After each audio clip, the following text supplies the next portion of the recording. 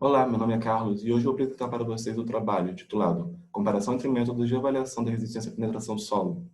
Bem, a resistência à penetração do solo, RPS, é um importante atributo físico e que pode influenciar em diversas áreas do conhecimento. Por exemplo, se formos pensar na questão da agricultura, o valor desse atributo físico pode ajudar na interpretação se uma determinada cultura vegetal, por exemplo, pode ou não expandir suas raízes no solo, se ela tem essa capacidade.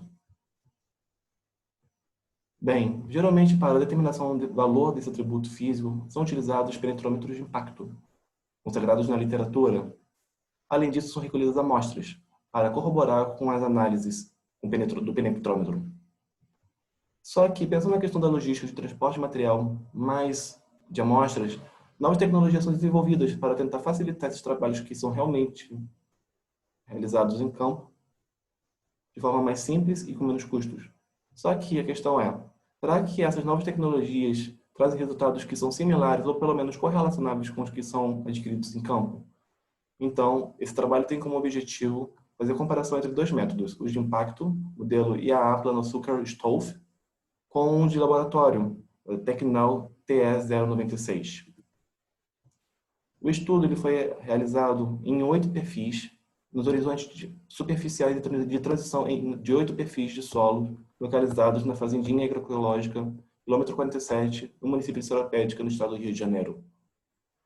Esses perfis foram descritos e coletados e classificados segundo a bibliografia vigente. A classificação está apresentada na tabela 1. Bem, para a determinação do teste em campo, foi utilizado o modelo conforme mencionado, Plano-Zucker-Stolf, sendo que foram feitas 3 análises por perfil, ao redor de cada perfil.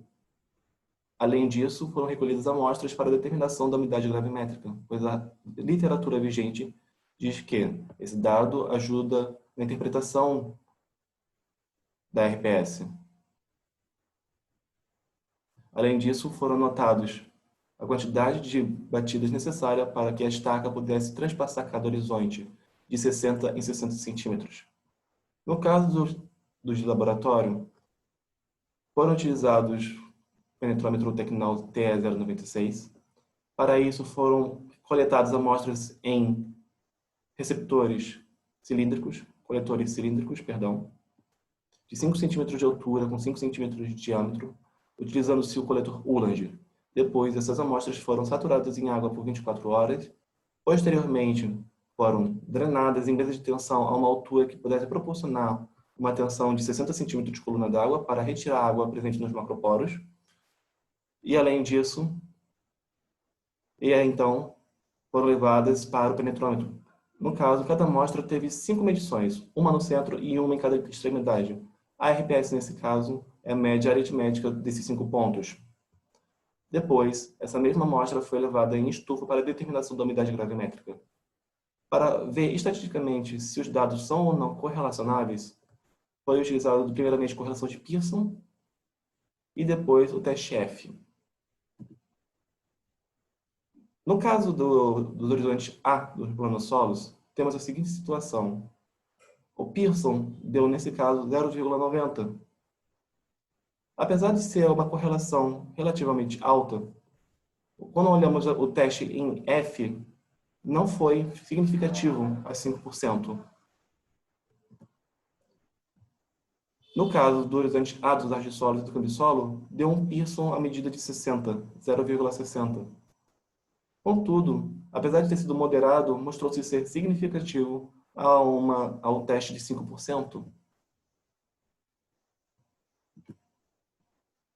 No caso dos horizontes E dos planossolos, a relação, diferente dos outros dois casos primários, deu menos 0,32, ou seja, deu uma relação baixa e inversa. Contudo, o teste foi significativo a 5%. Por fim, nos horizontes transicionais, deu uma correlação alta, de 0,83, para Pearson, mas nesse caso, diferente do primeiro, foi correlacionável a 5%.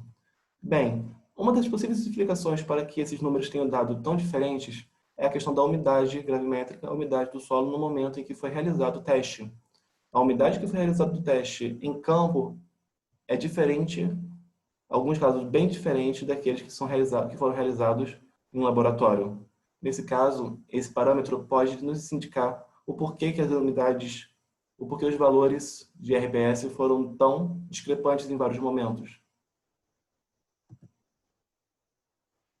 Por fim, os horizontes superficiais do planossomo não mostrou correlação entre os métodos para a determinação da RPS. Assim como os resultados obtidos com os penetrômetros mostraram que os métodos não são totalmente equivalentes, e para isso recomenda-se que vários testes sejam realizados para poder corroborar com esse estudo, ou não. Aqui estão as referências desse trabalho, e meu obrigado.